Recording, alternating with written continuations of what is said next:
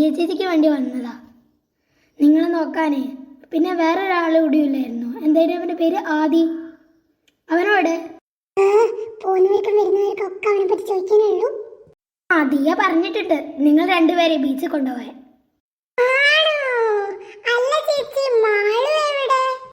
അവള് വരണമെന്നൊക്കെ ഉണ്ട്, പിന്നെ അവൾക്ക് കാലൊടിഞ്ഞിട്ടുണ്ട്, അതുകൊണ്ട് അവള് വരുന്നില്ലടാ. നീ ഇവിടെ എന്തെടുക്കുമായിരുന്നു?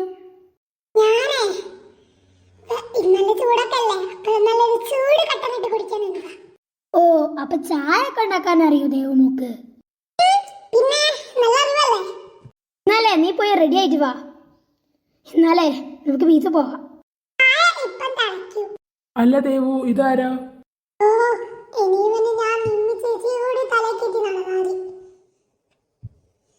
ഹായ് ടാ. ഹായ്. മോന്റെ പേരെന്താ? ആദീഷ്.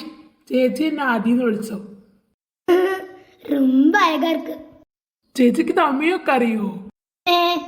ഞാനും ദിയൊക്കെ ഇവിടുത്തെ കർണാടകയിലൊക്കെ പോയി നേഴ്സിംഗ് എടുത്തവരല്ലേ, പിന്നെ തമിഴ് എല്ലാ ഭാഷകളൊക്കെ ഞങ്ങൾക്ക് അറിയാലോ. ഇംഗ്ലീഷ്, തമിഴ്, പിന്നെന്തൊക്കെയായിരുന്നു ബാംഗ്ലൂർ ഭാഷ, അങ്ങനത്തെ കുറെ ഭാഷകൾ ഞങ്ങൾക്ക് അറിയാം.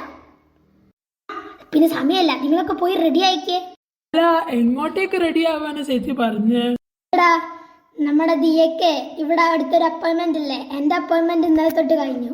അപ്പൊ അല്ലേ നിങ്ങളിവിടെ ഒറ്റക്കല്ലേ, അപ്പൊ നിങ്ങൾ ഞാൻ ഈ രാത്രിയൊക്കെ നോക്കണം, നമുക്ക് അടിച്ചു വിളിക്കാം. ചേച്ചിയുടെ വീട് എവിടെ എടുത്താ? നീ ആ ജനലിൽ നോക്കിക്കുക, അതിന്റെ അപ്പുറത്താ എൻ്റെ വീട്.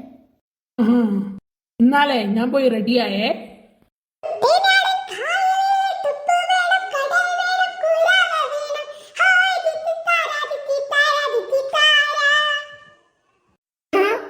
എന്താടി ഇത്, ആനന്ദപ്പാട്ടാണോ?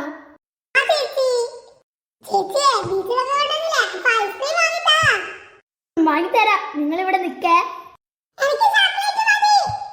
ആ സത്തേ വാങ്ങാം. എന്താ ദേവു?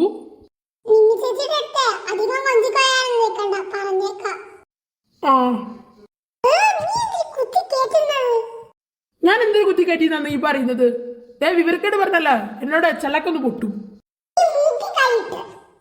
മൂക്കേ മനുഷ്യന്മാർക്കുള്ളതാ, അപ്പൊ മനുഷ്യന്മാർക്ക് വൃത്തിയാക്കണം.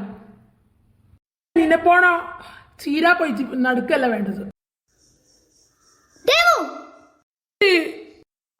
നിനക്ക് എന്തൊരു കുഴുത്തക്കേട്?